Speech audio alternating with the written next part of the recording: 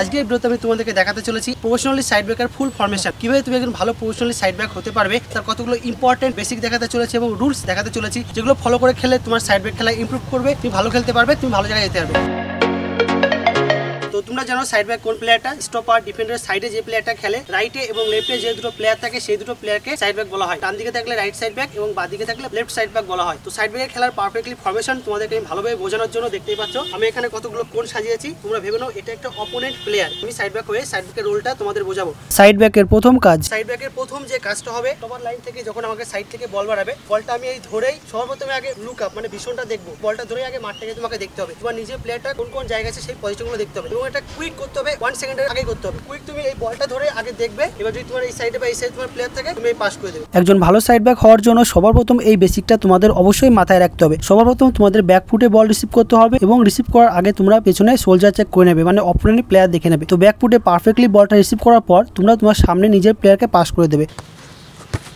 Side ব্যাকের দ্বিতীয় কাজ, সাইড ব্যাকের দ্বিতীয় কাজ তোমাদেরকে আগেই বলেছি আমি মার্কার সাজিয়ে রেখেছি, তোমরা এই মার্কারটা দেখতে পাচ্ছ, তোমরা ভেবো না এটা একটা অপোনেন্ট প্লেয়ার। তো দ্বিতীয় সাইড ব্যাকের যে কাজটা হবে, স্টপার থেকে বল দেবে, বডি শেপ রিসিভ করে যখনই এই অপোনেন্ট প্লেয়ারটা আমার সামনে আসবে তখন আমরা এই বলে টোকা দিয়ে ব্যাক কাট করবো। ব্যাক কাট করে বলটাকে আবার আমার স্টপারকে আমি ব্যাক পাস করে দেবো। তোমরা দেখবে স্টপার থেকে খেলাটা কিন্তু বিল্ড আপ হয়, মানে তৈরি হয়। ফুটবলে যে খেলাটা হয় সেটা কিন্তু স্টপার লাইন থেকেই তৈরি হয়। যে টিমের দেখবে স্টপার লাইনটা ডিফেন্স লাইনটা অনেকটা স্ট্রং আছে, এই টিম ভালো খেলে এবং উইন করে যায়। তো দ্বিতীয় যখনই বল দেবে বডি শেপ রিসিভ করে একটু হোল্ড করবে, প্লেয়ারটা কাছে এলেই ব্যাক কাট করবে, দেখতে পাচ্ছ এই ব্যাক কাট করবে প্লাস কভার রাখবে, ঘুরে গিয়ে তুমি তোমার স্টপারকে বলটা পাস করে দেবে। এটা হচ্ছে সাইড ব্যাকের দ্বিতীয় কাজ।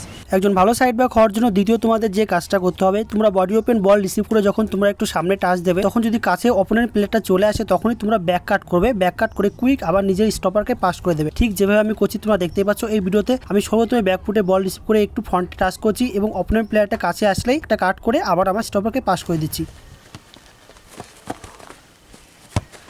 সাইড ব্যাকের তৃতীয় কাজ, তোমরা এগিয়ে এই আউটসাইড টার্নিং করো, যখনই পাস করতে যাবে যে অপোনেন্ট প্লেয়ার আছে সে তোমার কুইক করে চলে আসবে, তখনই তুমি তোমার অপোনেন্ট পাটা দিয়ে এই কভার করে এই আউটসাইড টার্নিং করবে। ওই যে অপোনেন্ট প্লেয়ারটা আছে কখনোই বল নিতে পারবে না। তৃতীয় তোমরা স্কিলটা ইউজ করবে, প্লেয়ারটা এলো এই টার্ন করে এই ঘুরে স্টপারকে পাস করে দেবে। একজন ভালো সাইড ব্যাক হওয়ার জন্য সাইড ব্যাক লাইনে ইজিলি খেলার জন্য তোমরা তৃতীয় এই আউটসাইড টার্নিং স্কিলটা ইউজ করবে। যখনই প্লেয়ারটা সামনে চলে আসবে তখন তোমরা আউটসাইড টার্নিং করে অপোনেন্ট পা দিয়ে কভার করে নেবে, হাত দিয়ে কভার করে নেবে। অপোনেন্ট প্লেয়ার কখনোই তোমার থেকে বল কাটতে পারবে না।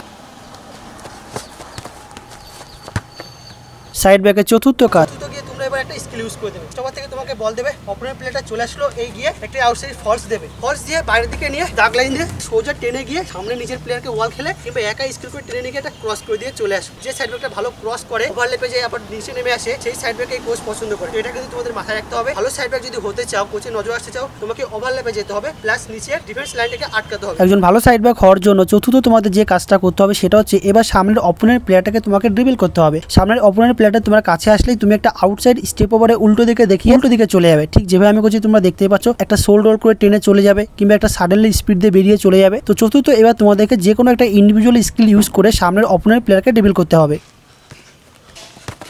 সাইড ব্যাকের পঞ্চম কাজ, 5 নম্বর কাজ। আরেকটা সাইড ব্যাকের গুরুত্বপূর্ণ কাজ কি আছে, যখন স্টপার থেকে বল দিলো তুমি তোমার বডি শেপ ওপেনে বলটা রিসিভ করলে আর এই যে অপোনেন্ট প্লেয়ারটা আছে ও আসবে তোমার কাছে বল নিতে, তখন তুমি বলটা একটু হোল্ড করবে, তোমার মিড আপ তোমার কাছে আসবে, তোমার মিড আপকে এই আউটসাইডে ওয়াল করে দেবে, এই ওয়াল দিলে তোমাকে সামনে বাড়িয়ে দেবে, তুমি সেই বলটা নিয়ে গিয়ে ক্রসিং বা সেন্টারিং করবে। একজন ভালো সাইড ব্যাক হওয়ার জন্য তোমাকে অবশ্যই ওয়াল পাস ব্যবহার করতে হবে, কারণ ওয়াল পাস করলে তুমি খুব সহজেই সামনের প্লেয়ারটাকে ড্রিবল করতে পারবে, স্পিডে ইজিলি সোজা গিয়ে সাইড ব্যাকে ক্রসিং কিংবা সেন্টারিং করে আসতে পারবে। তোমরা দেখতেই পাচ্ছ ভিডিওতে। তো 5 নম্বর একজন ভালো সাইড ব্যাক হওয়ার জন্য তোমরা বলটা হোল্ড করবে, তোমার মিড আপের সঙ্গে একটা অপোনেন্ট প্লেয়ারের সাইড দিয়ে ওয়াল খেলে ইজিলি বেরিয়ে যাবে।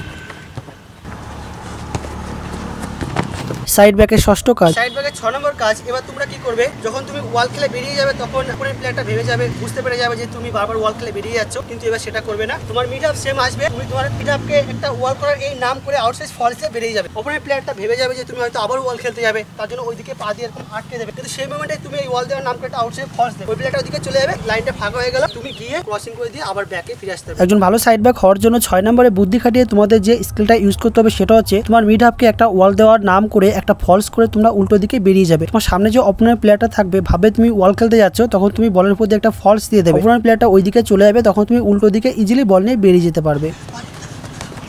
তো বন্ধুরা এটাই ছিল আজকের ভিডিও, যে কিভাবে তোমরা সাইড ব্যাক খেলবে, সাইড ব্যাকের কতগুলো গুরুত্বপূর্ণ কৌশল বা স্কিল। তো বন্ধুরা ভিডিও ভালো লেগে থাকে তোমরা অবশ্যই আমার চ্যানেলকে সাবস্ক্রাইব করে রাখবে, যাতে তোমরা পরবর্তীকালে আরো অনেক গুরুত্বপূর্ণ ফুটবল কন্টেন্ট এসএম ফুটবল জানে ইউটিউব চ্যানেল থেকে পেতে পারো। Thank you friend.